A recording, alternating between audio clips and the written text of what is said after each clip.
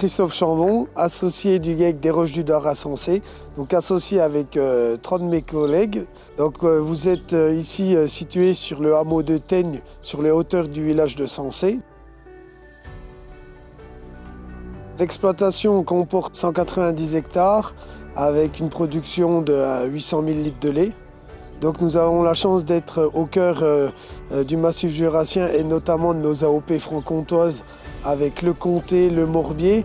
Et bien sûr, nous avons également une partie transformée sur notre exploitation en morbier fermier. J'ai la responsabilité de l'atelier de transformation.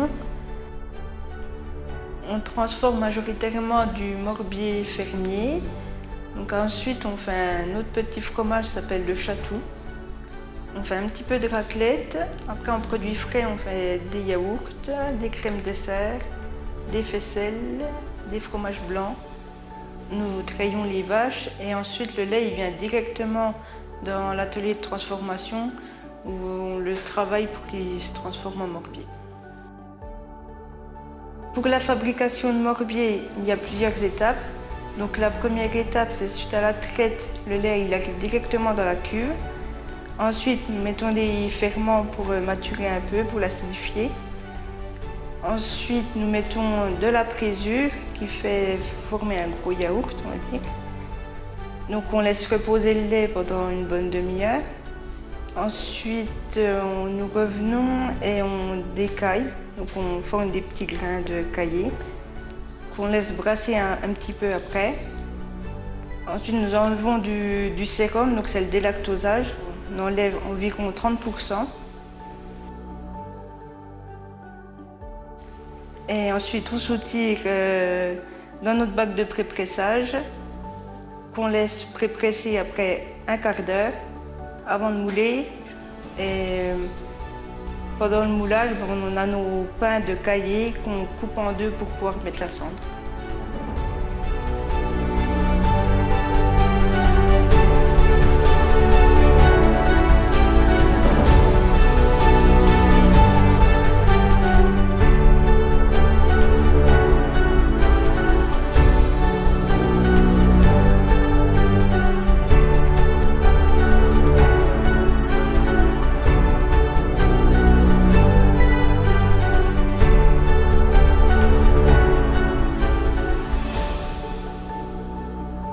Ensuite, on presse. Et après le pressage, on dérogne et on les retourne.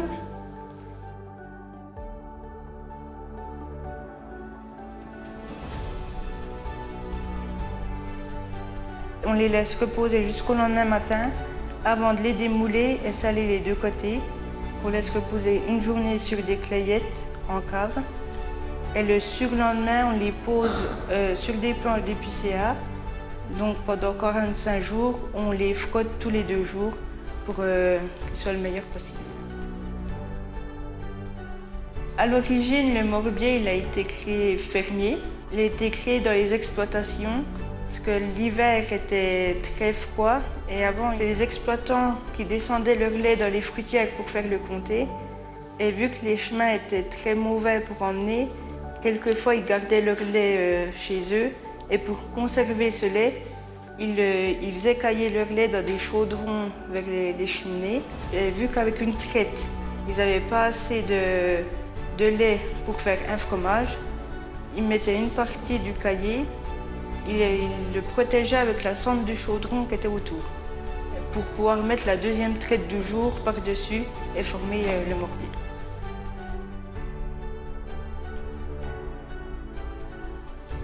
Sur notre exploitation, 8 mois de l'année, c'est forcément du pâturage, donc de l'herbe, pâturée la journée et la nuit. Donc la ration de base principale, c'est sur l'herbe pendant la période estivale. Et l'hiver, comme vous pouvez le voir là derrière, c'est de l'herbe séchée qu'on appelle chez nous le foin, en seconde coupe le regain.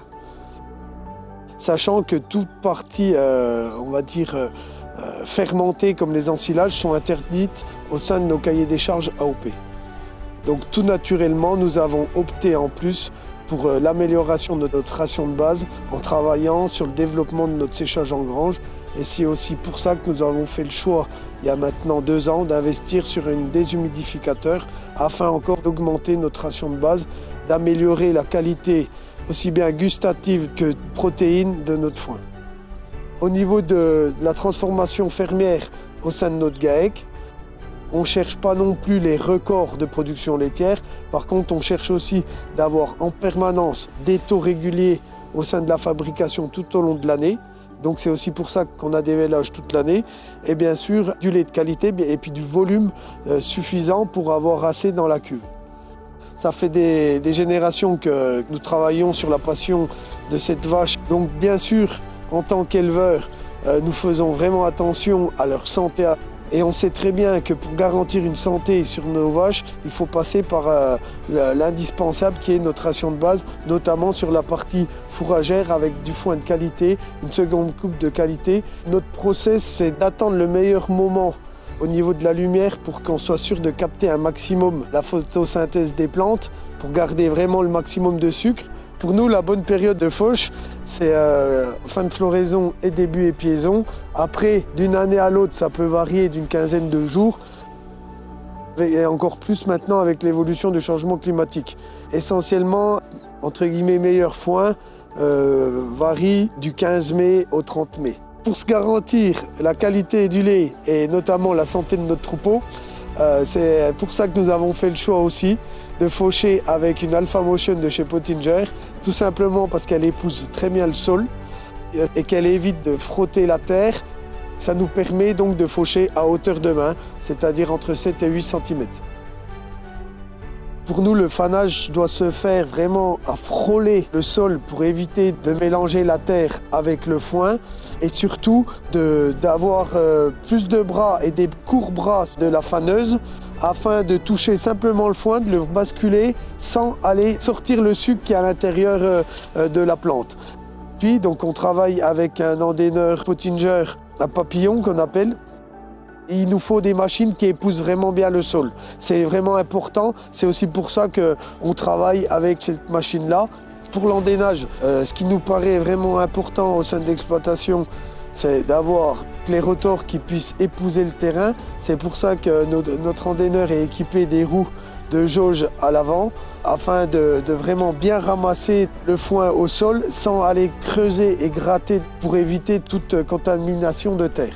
Pour la récolte, le choix s'est fait naturellement sur la Faro, tout simplement grâce à sa qualité, toujours pareil, d'arriver à suivre le sol. Une machine où vous descendez le pick-up et qu'après elle va épouser à chaque fois le sol, sachant que nous sommes dans une région vallonnée avec des sols karstiques, donc c'est-à-dire que vous pouvez vous retrouver avec des bosses réguliers dans nos champs et ça c'est une qualité pour nous, cette machine, qu'elle épouse le terrain. Après d'avoir fait le choix du pick-up rotatif qui n'abîme ni le fourrage et permet un débit de chantier, car aussi nous avons des parcelles à distance et d'avoir un bon débit de chantier nous améliore aussi le rendement à la journée. La qualité de cette machine, c'est également son grand volume et son chargement automatique, car on sait qu'elle respecte le foin par rapport au tassage, sachant qu'on le ramasse relativement humide. Dès que ça sonne, on arrête, on vient directement griffer et on n'a pas de plaques compactées au déchargement. Et pour le faciliter le séchage, c'est un grand avantage. La plus grande fierté de faire ce métier chez nous, c'est déjà de pouvoir justement travailler avec nos animaux. La passion de l'élevage, la passion de notre Montbéliarde, qu'on vit de génération en génération, tout ça pour nourrir en plus la population. Aujourd'hui, on parle de souveraineté alimentaire. Qui a la chance de faire le plus beau métier du monde à part nous les agriculteurs? Et pour nous, c'est ça qui est formidable.